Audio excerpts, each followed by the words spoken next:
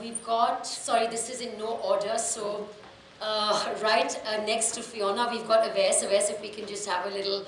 Awais is a graduate of the University of Western Ontario and Durham University. He studied creative writing with the Faber Academy in London and has penned multiple novels, including Someone Like Her, No Honor, In the Company of Strangers, and In the Shadows of Love. Next to Awais, on my extreme right, I'm delighted that we have Fiona Razvi with us today. Fiona is the director of the Wimbledon BookFest in London. And Fiona, what a privilege to have you. Thank you so much. And next to Awais, we've got Arslan Athar. Arslan is a Lahore-based writer who was a South Asia Speaks Fiction Fellow who was mentored by Fatma Bhutto. And Arslan is currently working on his first novel. And next to Arslan, we have Shams. And Shams is, sorry, I've just lost my notes there, give me a second. Shams is the author of Chamba House. And it's a novel that is set with a historical backdrop and lots to unpack there. So the conversation is going to go way beyond the anthology, given the panelists we have. But a very warm welcome to all of you. Thank you so much for being here. Can we have a round of applause, please? Now, before we begin the conversation, I want to just take a few minutes to give you a little bit of the backstory to the anthology that we're launching today, which is called Home, #It's Complicated. And this conversation sort of began a couple of years ago when I was talking to the publishing manager at Liberty. And I said to her, this was at the Karachi Literature Festival, and I said to her, you know, I'm fascinated by this idea of people's relationship with Pakistan and what being Pakistani means to people. It's messy, it's meaningful, it's evocative, and therefore #It's Complicated. And there's one other conviction that the anthology rests on, which is that Pakistan, that is home to over 240 million people, over 70 to 80 languages, and fascinating natural diversity, cannot and should not be reduced to a breaking news sticker, which it too often is. You know, stories of bearded terrorists, of oppressed women, of ragged children running through the streets. There is all of that, and the anthology doesn't downsize those problems, but it almost pulls you a little bit backstage and opens up a window into parts of Pakistan that don't always make it to the headlines. So yes, you've got violence, you've got strife, you've got quiet desperation, hypocrisy, problems with privilege, but you also have this sense of unflinching loyalty and hope, and the anthology is not devoid of love and hope. So each contributor, there are 24 contributors. There are 24 contributors in the anthology, and I'll just quickly say something on the curation. I was very intentional about this anthology not being limited to book writers. So yes, we have authors, but I believe that voices of Pakistani economists, entrepreneurs, homemakers, musicians, actors, scientists are all incredibly salient to this conversation, and they're a part of the anthology. We've got people from all parts of the world, in different cities, across different ages. And what I'm particularly happy about is that I invited a few people to write for this anthology. So Dr. Osama, Arslan, Awais were invited to contribute. But then I said, you know, if I'm genuinely wanting to be inclusive and diverse, then we need to break the echo chamber that is publishing. And we need to demystify that process. And so I put out a call for publications, and we've got some absolutely brilliant, novel, fresh voices that are part of the anthology through that call for proposals. So that's sort of a little bit of the backstory to Home, It's Complicated. Each person has shared really raw and visceral reflections on their relationship with Pakistan, and we're going to unpack that. And with that context in mind, I will now turn to our panelists. Osama, I think I'll start with you. Osama's written a piece in the anthology that is titled, Why I Stay On, Neither Unlovingly Nor Unloved. Osama, you write about the hospitality of Pakistanis. You say that you haven't experienced anything like this in the world. You also, there's this really interesting part in Osama's essay which talks about how in times of crisis, Pakistanis have steadfastly retained their sense of humor, and they have this lethal wit. So he says, the greater the odds, the more lethal their wit. And you write about how deeply steeped Pakistan is in poetry, in romance. You talk about going to public universities. And ladies and gentlemen, there's a piece in Osama's essay right at the end, which I want to read out to you, where he says, he ends his piece by saying, every day I come across 3 local jokes that make me laugh out loud. I can start a conversation with almost anyone, anywhere, and find something in common. If I lose my way, or if people think I have lost my way, I will be offered directions and a cup of tea. This leaves me with a warm glow. What a treat it's been to include this piece in the anthology, Osama. Talk to us a little bit about why you stay on in Pakistan, neither unlovingly nor unloved. So first of all, thank you for doing this, because when you approached me, and I don't do short pieces, I initially thought that, what possibly can I say which can be encapsulated in a small space. And then as I look at this anthology now, the diversity of perspectives is so overwhelming. So since I'm a lawyer by training, one caveat, that when I'm gung-ho about Pakistan, when I'm extolling the various things which have happened to me, which are highly pleasant, I'm not at all oblivious that people can have very different experiences depending on where they are and what happened in life. And to the extent that there is more pain and there's more melancholy in some of the pieces, I appreciate that, I empathize with that. Not that I haven't faced, I wouldn't say my fair share, but some of it. But while I say that, I think I also have an issue with self-loathing. I look at us and I look at all that we have, and much as we govern it poorly and much as it's inequitable and things can happen differently, we have a lot to be proud of, and not just in terms of historical remains, not just in terms of the plurality and distinctiveness of culture here, the languages, the richness of literature, the folk tales, but the fact that I honestly truly believe that Pakistanis are essentially good people and highly generous people, and they are free in their praise, they are free in terms of offering their hospitality, and that's what I tried to showcase, because in some ways you did put me in a bit of a dilemma, and it is complicated. But when you question that why do you still stay on, and I'm not at all trying to sound pompous as if somebody as insignificant as me, his staying on or not staying on, has any impact or bearing on an entire culture and place. But if I ask that very personal question, the more I thought about it, the more I realized that at least from my subjective perspective, there are things which happen to me here in terms of giving me an identity, giving me a recognition, giving me appreciation, which is very personalized, which ranges from, let's say, a counterpart sitting here who's had the best of advantages, to my fruit seller, to a lot of lovely people who are part of my life on a daily basis. And then I start, I think we are also, unfortunately, increasingly ahistorical.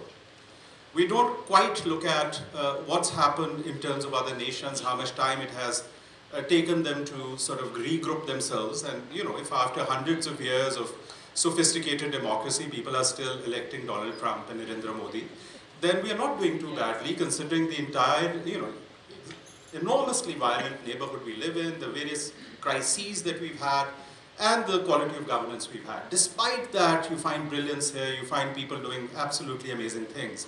But I think it's this sense of belonging. And as I grow older, Urdu and Punjabi and Saraiki and all these languages resonate much more with me, and our music. So there's something to be said to where you grew up, all the nostalgia associated with it, and the experience you've had. And I've tried to capture that as best as I could, partially to hit back at this larger cynicism and self-loathing which the more privileged in Pakistan routinely engage in, and also to honestly share, look, I've had a good time.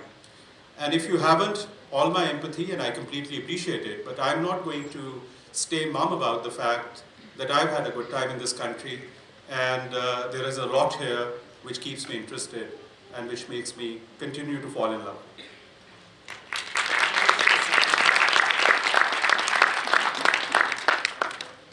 That's a beautiful reminder, and I think we need to hear it every now and then. Awais, I'm going to come to you. Awais has written a piece in the anthology that's titled A Difficult Home. Awais, you write about being a Pakistani and how being a Pakistani is this endless tussle between who you want to be and who society wants you to be. You know, and I think Osama's point is a great segue into Awais's piece, because Awais is brutally honest about how, whilst he was growing up, he actively avoided Saraiki, which is his mother tongue. And then you go on to write about how in Pakistan, most people will only respect you if you're a doctor, an engineer, a banker, a civil services officer, and on top of that, being a man. And he says, as for being a writer or even contemplating to be one, well, that was akin to professional suicide. So that's quite a quandary, Awais. And then you say that even though you blossom when you're abroad, say in London, in other countries where you've been published, you say you're unable to abandon Pakistan. Talk to us about this difficult home, about this societal tussle between what is expected of you and who you are, and why you're still unable to abandon this place. Thank you so much, Saba. First of all, for curating this anthology. Like Osama Sahab said, I am not mainly a writer of short pieces myself, but when Saba asked me, I was like, this is something I really want to contribute to, because it might resonate with a lot of people who find themselves in the same predicament that I do as a 30-something man living in Pakistan. So I'll give you a very small example of what it is like to be a writer in Pakistan. Nobody will ever ask you how much you earn if you're a doctor, if you're an engineer. But if you're a writer, the first thing they'll ask you is how much money did you earn? What was your advance? What was your royalty? So this sense of disrespect is only shown to a writer in Pakistan. You will never have the audacity to ask anyone else how much they earn. So this is where it all starts. That there's this entitlement that you can ask anything of them, and it's not really a very serious profession. And this is precisely why I felt that this was an important piece to write.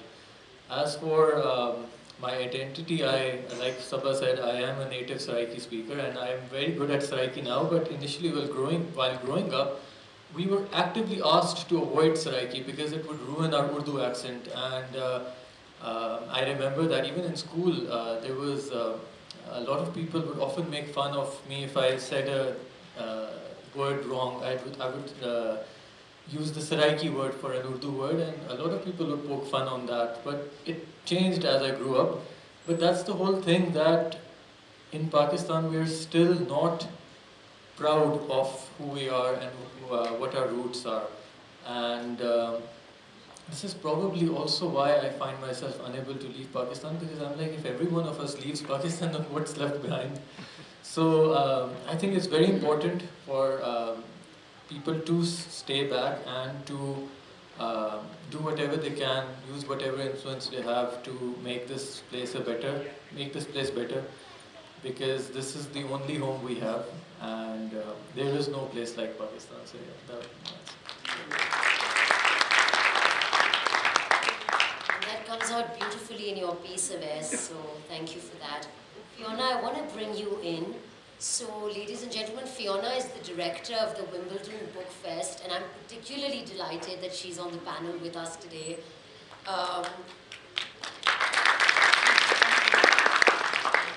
She's going to bring in a very unique and exciting perspective, which I'm really looking forward to unpack. So Fiona has a mixed heritage. She's Irish Pakistani, and as we were sort of exchanging notes before the festival about this conversation, she said she returned to her father's home in Lahore in 2023 when she visited the festival, because the festival has a cultural connect with the Wimbledon BookFest, the Lahore Literary Festival. Fiona, talk a little bit about this journey of returning home, and also, your various senses of home and identity as a child of migrants, and the fluidity and the ambiguity around that. Thank you, and thank you so much for inviting me to be on the panel. I'm indebted to the Lahore Literary Festival for bringing me back to my fatherland. I have a very different experience from most of the panelists here today. So I grew up in London. My parents came from Pakistan, Lahore, in the 50s, and my mother came from Ireland, so very close to the UK, but they were both migrants. So I grew up in a city being the other and being the outsider, and I very much would say I identify as being a Londoner. I didn't grow up in the Pakistani community that exists in the UK. The dominant culture in my family was Irish Catholic, and my father did not return to Lahore very much. He was a product of partition. His father was head of intelligence inside the old walled city. And I now think with the stories that I've uncovered coming back to his homeland, which he never ever spoke about, that perhaps he was escaping some of what he witnessed in 1947 very personally. I find that really interesting, that story of the hidden stories of your family. So my experience, I would say, very honestly, in the 70s, I grew up in a very racist UK, was actually denying my Pakistani heritage. I would say my name was Persian, and I would play much more to my Irish nationality. My father died around 20 years ago. Actually, I came once to Pakistan with him when I was 20, when I asked him to take me back. And I stayed in Karachi, and we went to Islamabad and Rawalpindi and Peshawar, and then to his home in Lahore, where my cousins still live. So I'm very, very fortunate in that the house that my father grew up in and that his parents lived in is still there, with a cousin living in it, and his family, and he holds all the family stories. So I would say that I identify more as being Pakistani now than I have ever done in my life.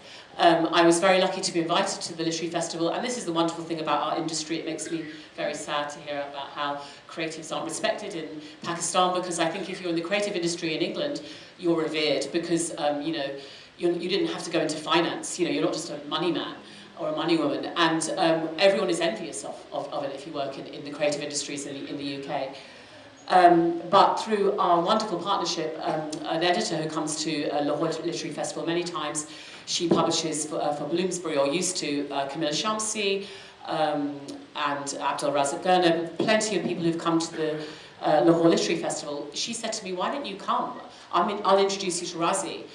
And this was like the absolute biggest gift of my life, because Razi emailed me saying, "Come on over," and I was so fearful, and I thought this is the opportunity. I was kind of divorced from my Pakistani heritage since year 2000 probably, and so I thought I'll go. And then I have daughters in their early 20s. Can I come? Can I come? So, and then my husband, can I come? And then my son, can I come? Anyway, in the first trip in 2023, I took 2 daughters to here. My God, they are now so proud of their Pakistani heritage. Everyone they met adored them. I mean, this is the thing about the welcomingness of I suppose my experience of home is that you can have many homes. And my home now, I think, is where my family are. Both my parents are dead. So, but the sense of home that I get in Pakistan, and I think that my daughters got when they were in Pakistan, was that sense of belonging, of being loved, of the family, which doesn't exist in the same way in the UK. It really doesn't. 2 of my cousins, when they heard I was coming, two of them flew in from the US, one to Lahore and one to Islamabad, to meet me for the first time. This is the kind of way Pakistani culture is.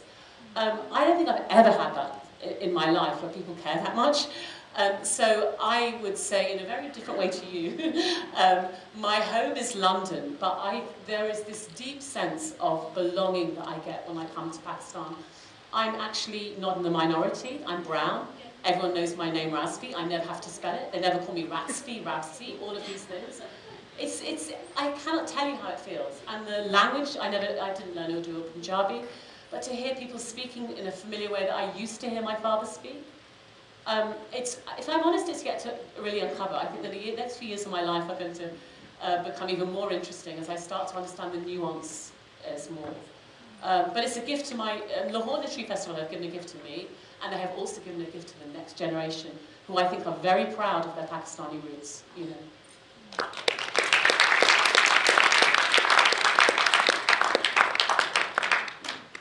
Certainly, Fiona, and I think it's kind of come full circle, which is so wonderful to hear. It's great to hear that story.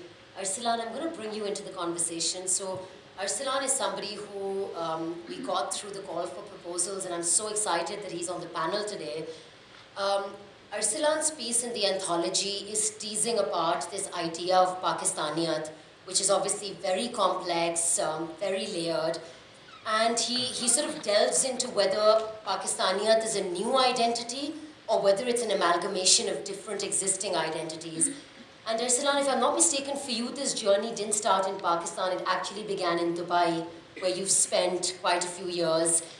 And there's a part of Arslan's piece that really struck me was, he talks about how the internet has helped him to discover and strengthen different parts of his identity. Punjabi women on the internet kind of showcasing food and dance and song and you name it. And he ends his piece really powerfully. Allow me to read from it, and he says, "This isn't to say I fully know myself. It is a journey and I'm committed to that journey, kind of addicted to it. I am a Pakistani. Within that, I am so much more. I couldn't be prouder."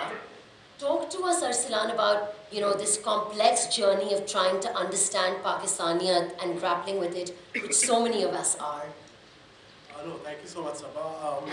I think a big part of this starts in Dubai, and why I started from there is because over there you kind of had to box your identity into either nationality, wherever you were, and at the same time you had to be denied the identity of being from that country, from the UAE, because obviously they don't give nationality and those kinds of things. So at one place, I was born there, the people I went to school were all born there, but we could never claim to be from Dubai or from the UAE.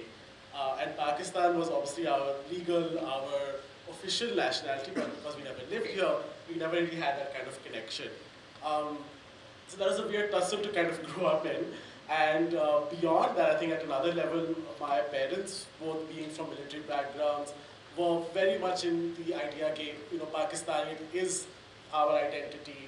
There was kind of a big shedding of the Punjabi side, and then my father's from Hyderabad, and there's a big shedding of that. So Pakistan was the only label I knew, but when I came back, that label was very easily challenged, because if I was to say I'm from Karachi, the first question would be, have you lived there?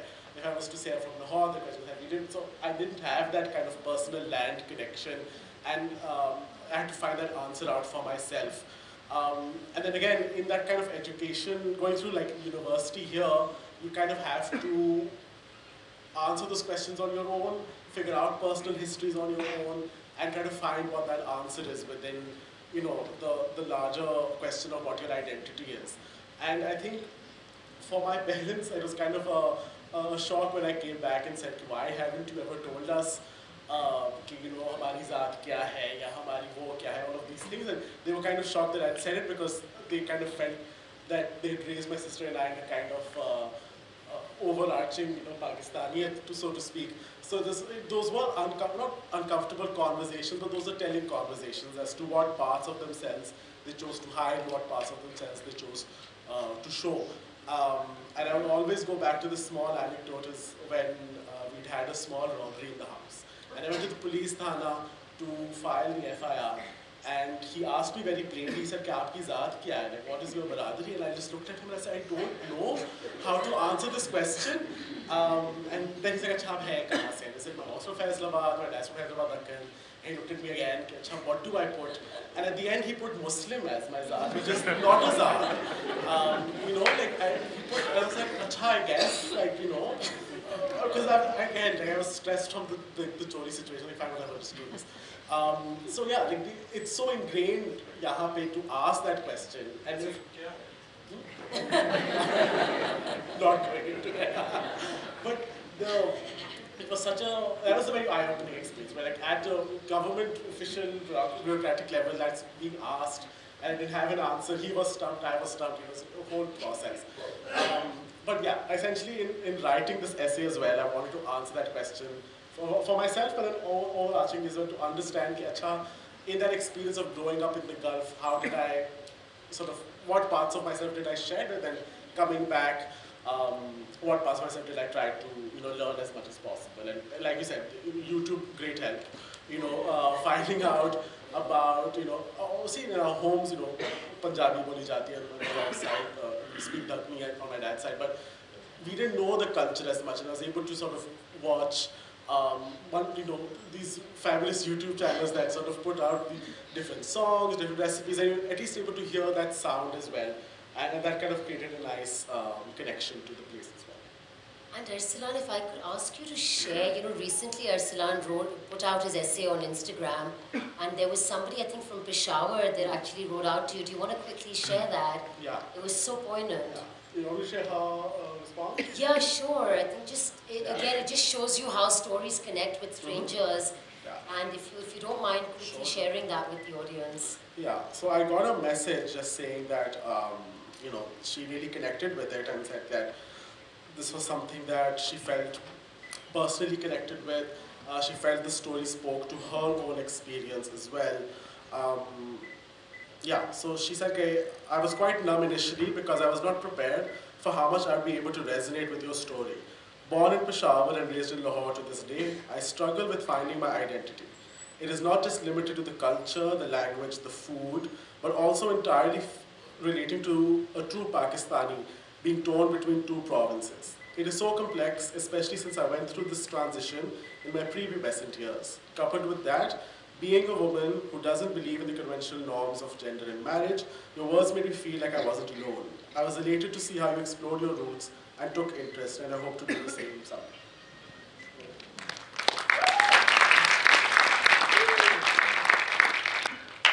Shams, I want to turn to you. I've just finished reading Shams's absolute magnum opus, to Chamba House. And Shams, this novel is symbolic of a historical period during the British Raj when a lot was going on politically and historically.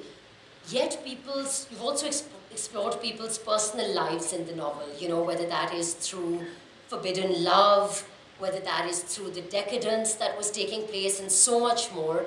Talk to us about building out this world in this novel of yours that is set in the past, draws upon history and politics from that time. It's rich with subcontinental legacy, and it's got a bunch of extremely compelling characters. Talk about how you engage with the idea of home and our history in this beautiful work of yours. Thank you very much for inviting me here. And it's so privileged to be part of this. While there, the concept of being a Pakistani was not as such that I would say that I knew about Pakistan. But the only thing I remember is when coming back home, every pothole the car hit felt like home. And being proud of my country, it was like, I belonged to a family which was pre-partition politicians, and somehow or other I had to follow the legacy, and they pushed me into politics, though I never liked it. But after 35 years, I can safely say that it's a beautiful country, beautiful people. The only thing lacking is leadership. And surprisingly enough, becoming a member is, you can't, no individual citizen can become a member unless you have enough money, enough clout, the right ticket, and some, support in your own constituency. Because what I feel after 35 years is that, I never went hungry. I never had to, work for my living. I never thought my child I could not pay the fees tomorrow because I had no money. And still I was representing those people, those destitute people, downtrodden people, and calling myself a member and a representative of those people. I was not. Until or unless we have people coming from the citizens themselves, without bars of party tickets and having money, we can't really have a country. What we need is people, even Redi Wala should be in the parliament. Why a Nawab or why a Zimidar should be in the parliament? Why not a professor?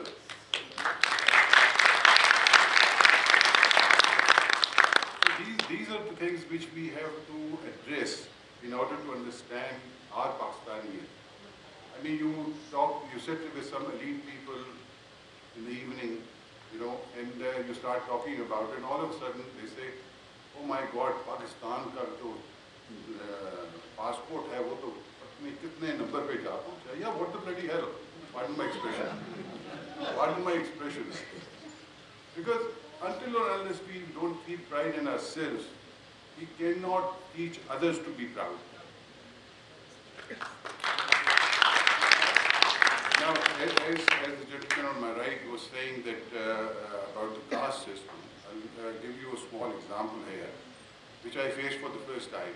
I remember in one of my elections, I had gone and visited a small village where there was this man of 40 or 45, poor man, and he invited us into his house.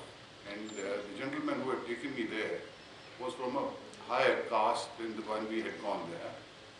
And surprisingly enough, when I sat there, it was a charpai, charpai. So I sat there, and the gentleman who had invited us sat in front of me. And the gentleman who had taken me there, he was actually sitting on the charpai, and the gentleman who had invited wanted to sit with him. He pushed him down. I mean, I was surprised. The man has invited us, he's given us tea, he knows the person, but the caste was not the same. So he thought he had the duty of pushing the poor man down. I just got up. I got so frustrated and fed. I'm a Sayyid. I mean, I'm on the level of the high caste, but I could not believe it. Jise aap kami kehte in other words. That words are too derogatory right now. You say ghair zarai pesha. So it's a better term now. But the caste system over the periods from the Hindu caste system, we have adopted that. We have made the Sayyids, the Brahmins, the working class, the artisans, the lowest of the lowest. So these are things we have to change. I mean, we really feel if we want to become true Pakistanis. And believe you me, they are beautiful people, very, very hard-working people. I mean, what you hear in the news, what you see in the news, this is not Pakistan. Pakistan is somewhere you come with me. I'll take you to those villages where women are working in the field, the men are doing their jobs. You know, honest people. That's just Pakistan. I think all of us sitting here are proud to be Pakistani. By the way, what's the score right now? Anyway, I mean, this is how I feel about my country. Thank you so much. Now, Osama, I want to come back to you. In your piece for the anthology, you also write about the experience of writing in Urdu alongside English. And Osama says that Urdu mein likhne se, he's been put in contact with a young and a diverse readership that you say is sickened by the paucity of our discourses and, you know, kind of the languishing of our idealism and the crisis of imagination that we currently face. And the foremost takeaway from you is that the hope and faith has to be kept alive. Talk a little bit about this experience of writing in Urdu. You know, you go to public universities and connect with people. Talk a little bit about that, the resonance this has. Yes, thanks. It's been a really invigorating experience, actually. I mean, I've always loved Urdu, and I grew up reading Urdu. But the way things are in most post-colonial states, you know, English is the language of the government, the language of the law. And, you know, you just don't get into the habit of expressing yourself in Urdu as time passes. Much as I would like to do it even now, but I know there are people who are not Urdu, who don't know Urdu, which is why I'm sticking to English. And increasingly my interest in Punjabi as well. I think there's something earthy and organic about your languages which really resonates with you. We were having a conversation outside with some friends, how the seasons, the sentiments, the flora and the fauna, the entire feel of the different times of the year is part and parcel of you, but one has engaged in this selective amnesia. So for me, it's very interesting. I started writing my second novel in English, and I was envisioning some characters in the Lahore old city. Now, one comes across a lot of people who are incredibly resourceful and inventive in Pakistan, right? And they have to be because circumstances require you to be resourceful. They're quite smart and they're incredibly remarkable in terms of getting things done. But when I tried to write about them in English, they sounded like a caricature. Because if I write their dialogue, I mean, the dialogue is really describing people who don't speak English. And when I envisioned them in Urdu and Punjabi, they became a lot more real to me. And then I realized that I owed it, at least in this book, to capture the music of Lahore, because Lahore is deeply steeped in music, whether it's the music of mystical poetry, whether it is the music of the various thinking traditions, but also the humor of Lahore, because humor is something which you capture really well in your own language. I now am reminded of and increasingly accumulating the various sayings and adages in Punjabi, which are just so poignant, right? What it also did is that all said and done, look, we are part of this very small component which converses in English. And a lot of people get intimidated by English because we have been completely confused in our educational policies. We've neither completely owned English, nor Urdu, nor Punjabi or Pashto or Sindhi. Whereas I think we should be proud of the fact that we have these multiple linguistic traditions. People everywhere try and learn a second language. And we should really be using English as a language of business, Urdu as a language of great civilization, and our own sort of mother tongues, because they define who we are. So what it has done for me is that now I have readers from Ladkana, from Sahiwal, from Shekhupura, from villages, from D.I. Khan, who write, and that's the beauty of social media, used in a positive sense. They reach out, they want to engage with you. They take pictures of your book with an apricot tree. They put it, so it's different ways in which they're engaging with books, and it's a visual world now. And I find it a wonderful experience. The other thing I've been doing consciously is to go to a lot of public sector universities, and the more far off, the more far flung, the better, because there's a real thirst and there's a real need for people to engage with these students. And I tell you, I'm constantly baffled by how smart these people are. My current, I don't know these things. I started a vlog, and I'll just finish with this. A vlog in Urdu on world literature, because I wanted to do that. And somebody wrote to me, and he said that, the way you speak and all that is interesting, but you should do something visual and this and that. And I said, look, I don't really know, and I was thinking about hiring someone, so why don't I hire you? So this young man is doing it, and he lives in a village outside Bhaiperu. He came to see me at the Fairs Festival. He reads philosophy, and by day he's a farmer. So one day he said, do you mind if I turn around this vlog in the evening, because in the morning I have to go to the fields and water the crops. So those are the kind of really smart people who have been inhibited by language and by our incredibly hierarchical system. So I think language can be a very empowering thing as well.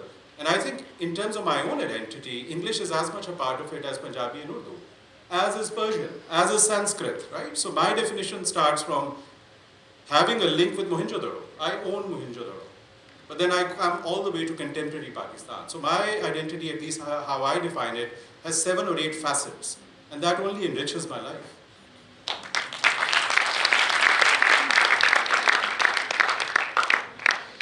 Now, Fiona, you direct the Wimbledon Book Festival Fest, and we spoke about how you have curated these 2 anthologies on home, which kind of came out of a competition for young people where 70 schools were involved. And it really made my heart sing, because obviously these people were writing about the idea of home. So I want to use that to talk a little bit about bringing in kind of a more diverse range of voices into the festival. But also, do you think publishing is changing? Do you think we're pushing the needle enough, or is it still quite tokenistic when it comes to diversity and inclusion?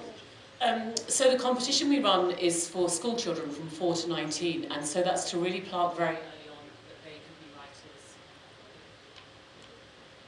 It's gone? That they could be writers, that they have the right to write their story. So that's the idea with that. With our the next question was our programming, and yes, exactly. Yeah. Lahore is really our partnership with Lahore is really helping with that, because with the partnership, what we it's an official partnership, and we say that we will give a platform to writers of South Asian origin or who are writing about South Asia and Pakistan. And so you were talking about this, Awais, how there isn't a lot of opportunity, particularly in the UK, for these diverse authors to be programmed, because actually, it's not financially viable, really. But what it's doing is it's saying to our British, Pakistani and Asian community, your stories are valuable and we want you in this place, and we're making this very official. But it's also our audience, it's taking them to different places, and that's what your audience want when they come to literary festivals.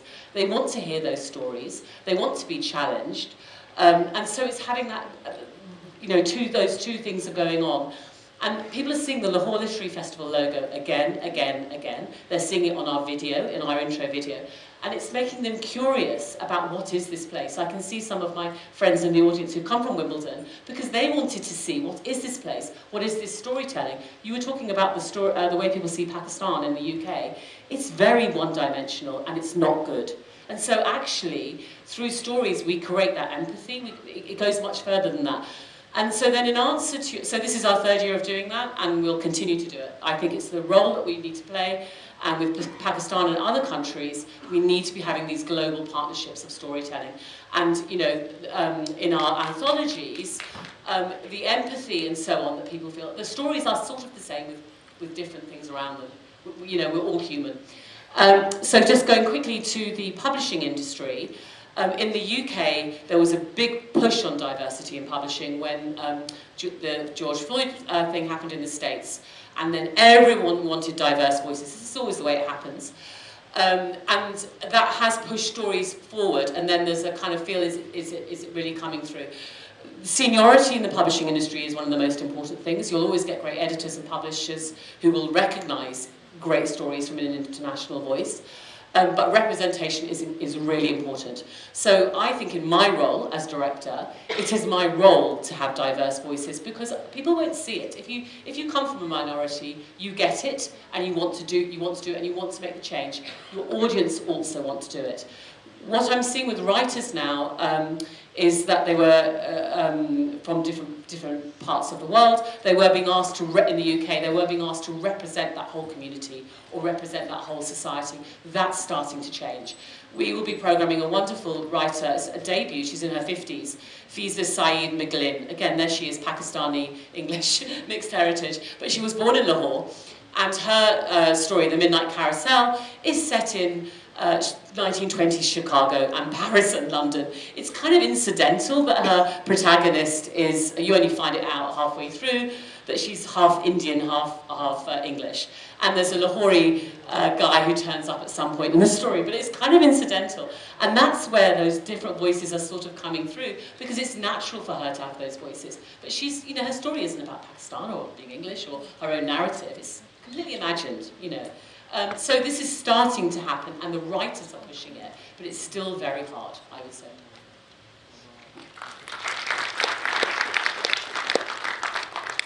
Awais, I think that's a great segue into what I wanted to ask you next, which is that, I said one of the convictions for the anthology was that Pakistan is often reduced to a very cookie-cutter breaking news narrative, and that just keeps getting rehashed.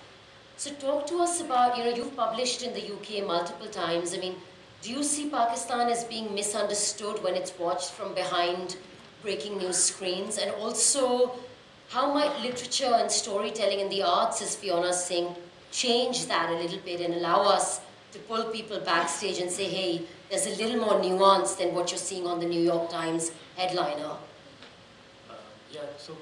To echo Fiona, I've heard of this book you're talking about, The Midnight Carousel. Yeah, but I do feel that having been published in the UK for 4 times now, that as Fiona said, that there is a push for diversity and a lot is changing, and people want to read more about Pakistani stories, but it's not, as she said, that after a while it sort of slows down. So the push for diversity has slowed down, and we are not seeing that sort of representation anymore for Pakistani voices. And again, even if you do write something that has more nuance or more character-driven in many ways, people still gravitate towards the same cookie-cutter formula. So talking about myself, I've written 4 books. My most popular book remains No Honor because it tackles themes that people are familiar with in the UK about Pakistan. My other books, which are not technically about that sort of thing, aren't that popular in the UK. So the perception is still the same. People want to read those stories, and that is something we need to change. And I think independent publishers can really help with that. They are helping with that. They are publishing voices, marginalized voices, that bigger publishers might not touch, because at the end of the day, publishing is a business. They want to make money, and I also feel that a great responsibility rests on the diaspora, the Pakistani and South Asian diaspora in the UK. They can really help amplify these kind of voices. If you want to read stories that are about ordinary Pakistanis, if you want to read stories that are not one-dimensional or that are not about terrorism and all of that violence and all of that stuff, then you have to support the authors who are writing those stories. People, Pakistanis based in the UK are not buying our books. 90% of my readers remain white. So we really, really need to change. If we want to see the change, we'll have to be that change. Yeah.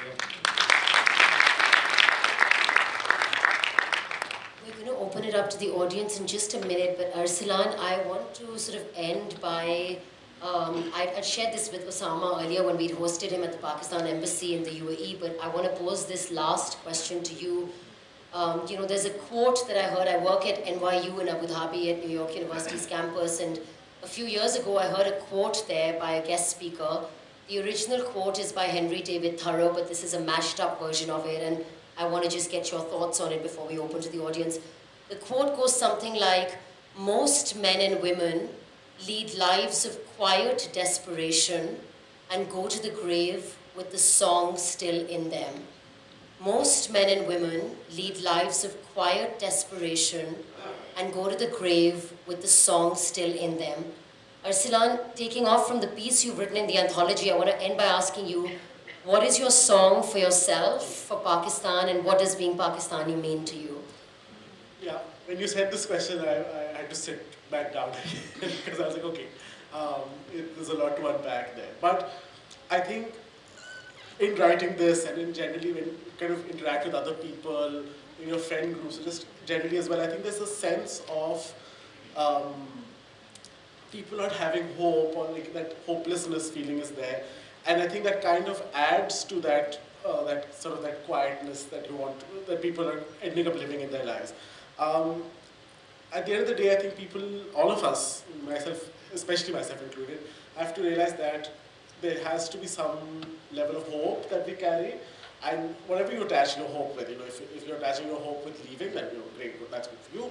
If you're attaching your hope with staying and kind of working on whatever you want to work on, then that kind of inner fire has to remain.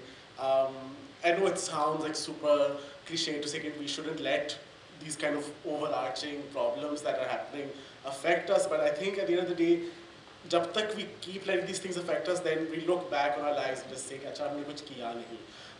And again, then your song sort of goes with you as well. I know that's not a perfect answer, but that's the kind of answer at least I've reached right now, where you kind of have to fight for your own song as well. You can't expect somebody else to fight for that. That is something you have to do for yourself, and that's the greatest gift you can give yourself as well. There is really nothing beyond that I think that matters. So self-belief, I think that the Gen Z term of delulu is really just does work. You have to be delusional about yourself to a great degree, and just do it. I think that's the main thing, because at the end of the day, life, different things, society, family, responsibility, all of these things will knock you down. You know, like Awais said, like, you know, like being a creative in Pakistan is difficult, but if you let that affect you and you say, I'm just going to stay with these 4 or 5 options, then really you're killing your own song at the end of the day as well. So, you know, fighting for yourself and all this. I really like that idea of fighting for your song. I think we can really take a cue from it. I want to open it up to the floor for questions. If you have a question, we've got a question here. Yes. I don't know if I'm going to ask a question or make a comment. I'm going to see how it pans out. But I really resonate, Arslan, when you say that you have to fight for your own song. And I feel like I am fighting for my own song. And I feel I'm very successful at fighting for my own song. My dad tells me to not be so fightful, but I am. And I'm really happy that I am fighting for myself. But I will just say that it's not so easy for everybody to fight for themselves. You know, and for women especially in our country, it's just so not easy because you're shot down and you're asked to stay quiet and you're not given those opportunities and you're not enabled और आपके पाँव में जैसे बेड़ियाँ पड़ी होती हैं ना. And like when you were also commenting, Osama Saab, that moving, talking to people in far-flung universities, and I was like, could I do that? Might be harder for me as a woman. कि दूर दराज मैं जाऊँ universities में लोगों से engage करूँ. I would love to, but then I would be scared also a little bit. I don't know if those would be psychological barriers or real. But I feel that for women it becomes harder. And I'm living abroad. I cry, you know, tears when the plane is landing in Lahore. मैं रो ना पड़ूँ अभी दोबारा कि जब वो बादल हटते हैं और लाहौर नीचे से नजर आती है, like I'm home, my language, my culture, my people, my food, my streets. This is where I grew up. But It's not because of the way the airport blocks. fog के बावजूद नजर आता है. But then एक होता है कि should I bring my daughters back? Will they be strong enough to fight like I'm fighting? Should I put them through this fight? You know, so I think it is again hashtag complicated कि समझ नहीं आती कि वापस आए कि ना आए. There's a pull, but फिर समझ नहीं आती कि आए कि ना आए. So yeah, I guess at the end of the day it's a comment, not a question. Thank you so much. Thank you. There's a question in the front. Assalamu alaikum. Assalamu alaikum. I just want to say a picture has been painted over here that, you know, somewhere along the line we don't respect our Pakistani passport, we, you know, we bring it down, or we are not patriotic enough, or we don't respect our heritage. I love my heritage. I love Pakistan. I love Lahore. Having been brought up here, but then I had the good chance of living abroad. And when I came back, the question was asked of me, what do you find so different over here? How are you settling down? I said, I've settled down very well. There are creature comforts over here, but two things are lacking over here. And let me tell you, they are very true. It's commitment and honesty. And I've had to suffer because of that. And that's what I see as Pakistani. Yes, the few that have come here to this arena and, you know, this diversity and this celebration, that's fantastic. But the ordinary public over there don't understand that. And once they go abroad and once they interact, it's the same sort of values they take with them. That it's okay to be dishonest a little bit. It's okay. But are those values being accepted over there or criticized over there? And that's the impression that they leave behind. Thank you. My name is Asad. I would say some wonderful words have been just said, but have a look at bigger picture. As we go to Europe or we go to the Middle East, that's where most of us are. In the Middle East, we have people who are not really highly educated. They are there, they work the hell out of themselves, sorry. They are there, they work a lot, they make a little money, and they come back. Somehow, we have created an impression, which is a reality. And we are known for all the wrong reasons. But having said that, there is a need for motivation. Motivation has to be well done, professionally, to people who conduct themselves well. That is where Pakistani is all about. Unless you conduct yourself gracefully, you don't cheat around, what is this Pakistani going to do? It's going to be counterproductive.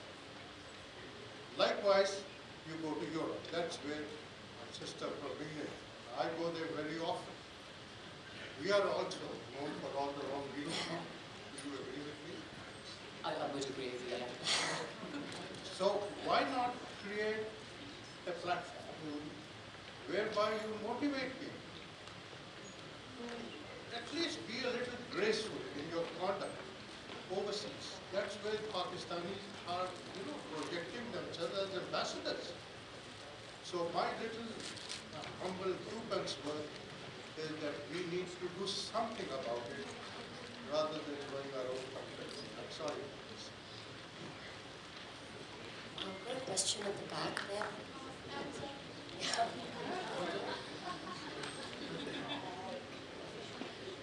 Okay, can we just take one last question? No? Okay, I'm sorry. I'm being told we don't have time. Can we take this offline? Is that okay? Sorry, I'm getting instructions, so I can't do much about it. But happy to talk offline. Thank you so much. Thank you for this wonderful conversation.